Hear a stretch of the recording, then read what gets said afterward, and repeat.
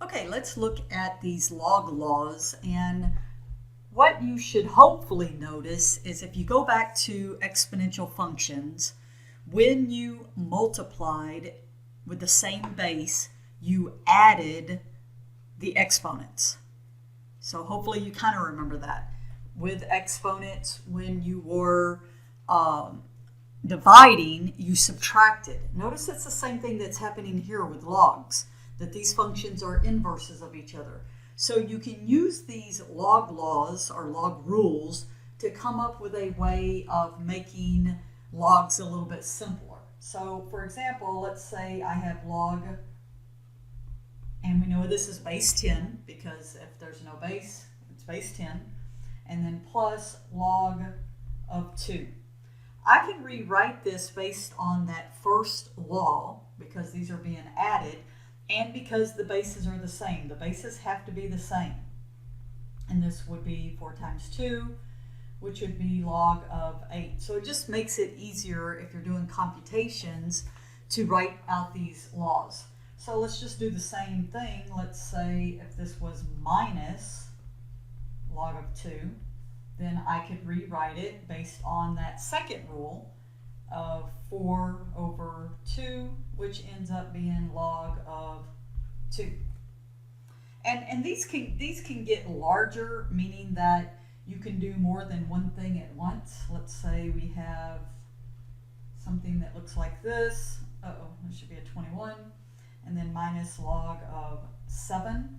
So you just do these one step at a time. The first step is I would do log 2 times 21, which would be 42. And now I am subtracting, so I would do log of 42 over 7, which would give me log of 6. So certainly you can see how, you start with something, this big, and then you end up with something a lot more compact. I have to be careful if you have things. Let's look at, this is 3. So notice here I have a number out front, but that number can be put actually on the exponent. So for example, if I have 4 ln of 3, so ln is our base e again, plus 5 ln of 2. The first thing I can do is rewrite this. Once again, if you look at that rule 3, I can rewrite this as let's write it this way, I guess, as my exponent, and then ln of 2 to the 5th power, which simply would give me ln of 3 to the 4th times 2 to the 5th, because that was a plus, so I'm multiplying, and I get, ln of 2592. And so as you work through these, you'll just see that they can get more and more steps. So if you have, say, ln of 3y over 7z, probably you'll say, oh, well, that's dividing, so I know I'm going to subtract, and then you feel like you're done.